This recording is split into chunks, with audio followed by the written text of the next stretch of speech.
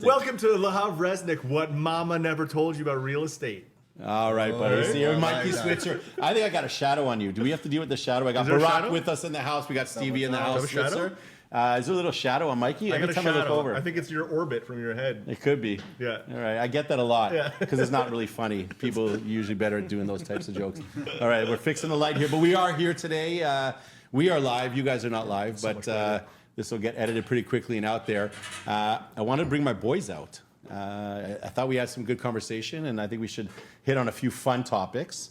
We got to try to stick to the fun nowadays, and I want to start us with something to each of you. I'm going to throw this out to each of you. All right. If you look at you, have something to say. I always have something to say. Okay, go for it. Go for it. No, I don't really have Are anything. you sure? So I'm going to throw this out there. So you got, 200K, 300K, whatever it might be. You've been investing and saving for a long time, and you've got available cash, or you're pulling it from a line of credit because the houses have gone up and you've got room there. Where will you guys, give me individually, and I'll touch on my thought after, where would each of you guys, what would you do with this money? You got the money, is it going to sit in your account, or are you going to do something with it? Mikey, shoot. Yeah, I mean, it's depending on how much money you have to work with. You're saying 200, 300K. At the very least, I'd be looking to get into some kind of a commercial property, whether it's a duplex, triplex, fourplex, anything larger. So residential tenants but it's a Yes. multiplex, so considered commercial in our Yeah. world. We understand the way that is. But most importantly, like location and land. Like where it's located to me, I think is a really important thing. You want to know that you're going to be in a place that it's not just about the actual income that you're getting, but the future investment of what you're buying and what it's going to turn into and how that's going to look for you. And this applies to everything. It's not just about what you're buying right now. It's an answer to how you should approach and how buyers should approach the market as a whole right now. Like people need to stop being so short-sighted when it comes to real estate and when it comes to investing. You have to be thinking about how this is going to look. I mean, even for homes, how this is going to look in a year from now, let alone in 5 years from now. So Stevie, no, investment-wise, what we're like, before we go over to Barack, what do you think? Where are you spending your money? Where are you putting it? So I have a lot of clients in the financial industry. I've never had anybody outperform the real estate market overall in Toronto in the last 20 years. Yeah. And that's no disrespect to anybody. There's a lot of very smart people in finance, and the stock market's been great. But there's no comparison. Our property values have skyrocketed over the past 20, 30 years. There's no better investment to make.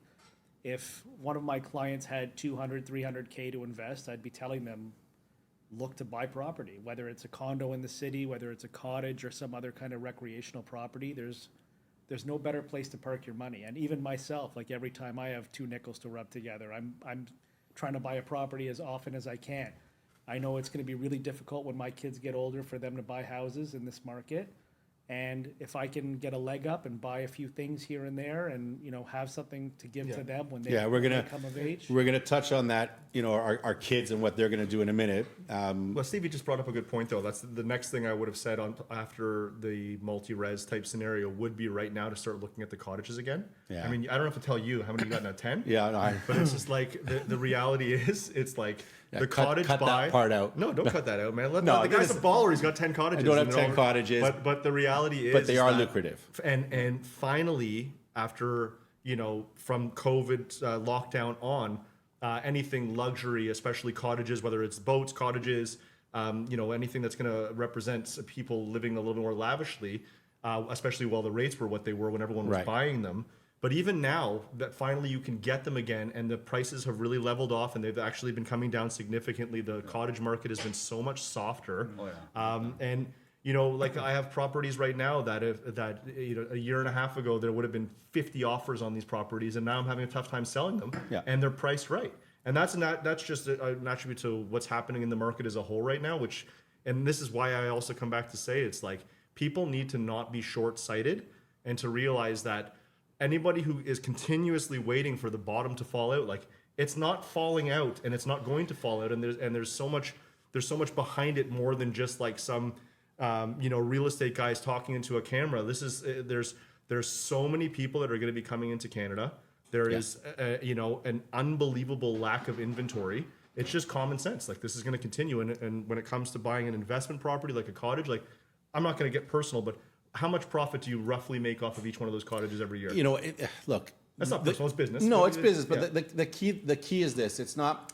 it's not a slam dunk. You can't, It's not work. not every. He's not, in it. He's in it long term. You're And- not, and you're no, but not he's looking ma- at but- the monthly No, but cash. he's You're making looking yearly. at- He's making yearly No, for profits sure. on each one But of the, those. you got- the but you real guys gotta value get is how it grows over all time. 100%. all of those stars aligned, right? So it's the right cottage, the right location, no stairs, little sandy beach, enough rooms to handle 8 to 10 people, because that's ultimately what's going to drive the price. Not too far from the city. Not too far from the city. Yep. No, I was gonna say, that's the one point actually that you just said that I wanted to bring up, location. So let's say cottages right now, you're saying it's a good opportunity, but I'm getting people asking me, well, Barack, a lot of townships are now tackling the Airbnb, banning Yeah. it out. So being in the position that you have a few cottages and so on and so forth, how do you see that affecting your business as well? Yeah. You got to make sure you don't buy those. If you're asking me honestly, The, But the, they're the, pro- the changing, problem though. is that They're they changing. are in some municipalities and some townships they are changing the rules depending on what it is. Okay. but like, why? Like, explain that to me. Explain that to. I'll tell you why. You are a cottager that's been on Pine Lake for 30 years. Right. And suddenly, I don't know, you've had great enjoyment of your cottage. It's been quiet, no issues. You've got a good piece of land.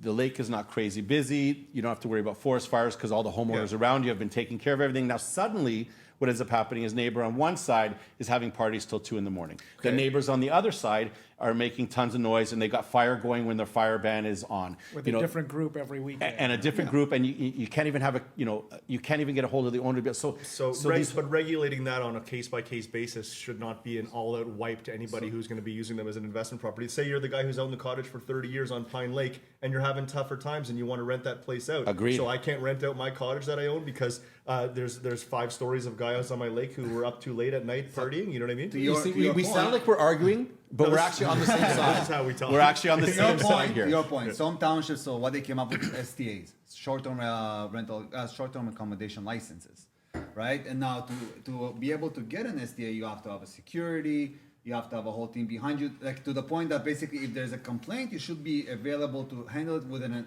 a specific time frame. It's easier to get an STD.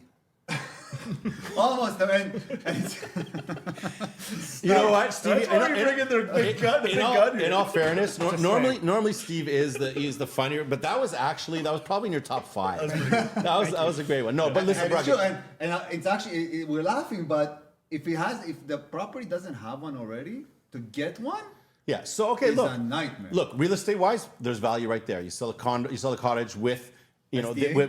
with the actual approvals to be able to do it. Great. Another thing to consider is a lot of the smaller townships, they don't have the ability to fight 5 or 6 or 8 or 10 cottage owners who suddenly, if you turn to them and say, you guys can't do short-term rentals. I get 8 or 10 people on my lake that suddenly want to now file a lawsuit against the township. Township doesn't have the ability, the time, the money, or anything to fight that. Yeah. Right. Not to say that's. I mean, listen. I love my neighbors. We're quiet. We I was gonna say we that really the squeaky, vet. the squeaky wheel gets the grease. So you really need to be if you're investing in cottages as rental properties, you need to be on top of your neighbors. You need to make sure they're happy, and you need to be checking in with them every month or two, saying, "How's it been? Are these people It's- annoying you? Is everything okay? Is there anything I can do to make things better?" Yeah. I know you do that. Yeah. But a lot of people don't. They don't. And again, so now come back to who's helping you find this property, whether it's a commercial property, whether it's you're investing somewhere else, where you're buying in a cottage. It's making sure that you have the right person who understands the process. I have literally a client who purchased a cottage off of a cottage agent because he didn't know that we were selling cottages. Right. And called me up and said, I bought this cottage 2 years ago. I had I remember this, Nobody yeah. told me anything about this. He bought the cottage as an investment property. Yep. And his agent just didn't tell him. Yeah. And like His he- agent probably thought he was just no, a buyer like but anyone he else. said to him afterwards, and he said no. His agent knew what he was doing it for. Talking about and STAs? Like- no, I'm talking like the guy bought it as an investment property, so and, be able to and rent then it out. found out Yeah, like so STA. Wasaga Beach. Like if you're in Wasaga Beach, yeah. you should know that you can't go in from most of that. I don't know about all of it, but I know the areas where I've sold in there.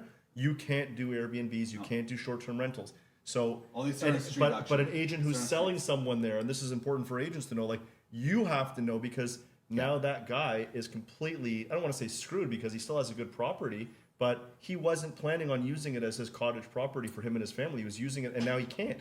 And then on top of it, the value that he bought it from, although it might have gone up significantly over a certain period of time, he didn't sell it at that time. and now he's not able to sell it for a profit. So to your point, everybody there, if you guys are looking at simple Google search, they actually have a map, Collingwood especially, there's a map, and it'll show you which streets are allowed and mostly are not. So I would say Certain pockets do. It's not as easy actually to by find. street. It's not even a pocket. It's Within main streets within that allow Collingwood, it. within Wasaga, sure, Yeah. but we've got thousands upon Dude, if you're- thousands of lakes if out there. If you're so buying a property, you should call the township. call the 100%. township. Or get your agent to call the township, or get your agent to email, or for advice for us, and this is what we would say to our agents, you email the township and you get some written acknowledgement from the town, and then you send that over to your client and you say, here you go, this is, and now you've done your due diligence to make sure that you're On represented. the same note, just make sure you tell your client it could change At any time. Of course, 100%. Just Yeah. know it and put it in writing, just so you know. Listen, I spoke to the township. They're good with it. Just know that in the future it may change. Okay.